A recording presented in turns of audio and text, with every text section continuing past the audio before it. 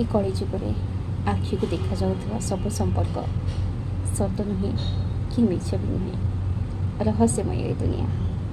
ଏଠି ଲୋକେ ନିଜ ବାପ ମା ଶାଶୁ ଶ୍ୱଶୁରଙ୍କ ସେବା ନ କରି ନୀତି ତିଲକ ଚିତା ହେଇ ମନ୍ଦିର ଯାଆନ୍ତି ପଥର ମୂର୍ତ୍ତିର ସେବା କରିବା ପାଇଁ, ସତ୍ସଙ୍ଗ ବି ଯାଆନ୍ତି।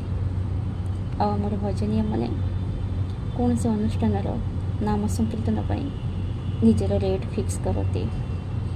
ଆଉ ବିନା ମଦରେ ତ ଅନୁଷ୍ଠାନ ଉପରୁ ପାଦ ହିଁ ରଖନ୍ତିନି। ବିନା ମଦ୍ୟପାନରେ ହରିନାମ ହିଁ ବାହାରେନି। ବରଯାତ୍ରୀ ସାଙ୍ଗ ବାହାଘରକୁ ମଦ ନ ପାଇଲେ ଡ୍ୟାନ୍ସ କରିବେନି।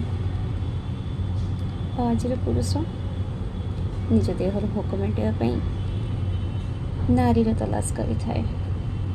ଛଳ କରି ନାରୀର ସରଳତାର ସୁଯୋଗ ନେଇଥାଏ। ସେ ଭୁଲିଯାଏ ଗୋଟେ ନାରୀ ଗର୍ଭରୁ ହିଁ ସେ ଜାତ, ଆଉ ତାର ବି ଭଉଣୀ ଅଛନ୍ତି।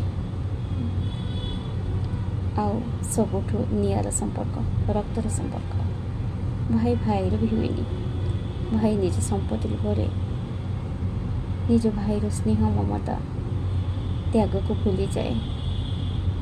ଭାଇକୁ ଜୀବନରୁ ମାରିଦେବାକୁ ବି ପଛାଏନି। ଏଠି କୌଣସି ସମ୍ପର୍କ ସୁରକ୍ଷିତ ନୁହେଁ। ସ୍ୱାର୍ଥର ସଉଦା ଚାଲିଛି ଏଠି।